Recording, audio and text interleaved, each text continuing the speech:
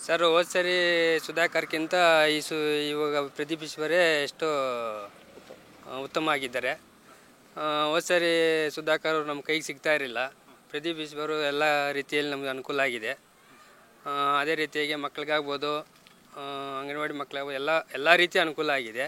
ಇದೇ ಶಾಸಕರು ಇನ್ನೂ ಮುಂದೆ 5 ವರ್ಷ ಬಂದ್ರೂ ಇನ್ನೂ ಅಭಿವೃದ್ಧಿ ಆಗುತ್ತೆ ಅಂತ.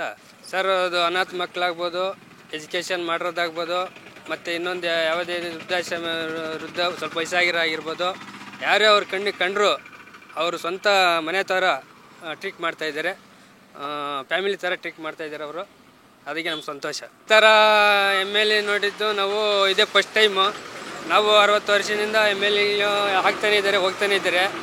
ಇಂಥ ಶಾಸಕರು ಇರಲಿಲ್ಲ, ಈಗ ನೋಡ್ತಾ ಇದ್ದೀವಿ ನಾವು. ಸರ್ ಇಂಥ ಸ್ಪಂದನೆ ಹಿಂದೆ ಯಾವಾಗಲೂ ಸಿಕ್ಕಿರಲಿಲ್ಲ ನಮಗೆ.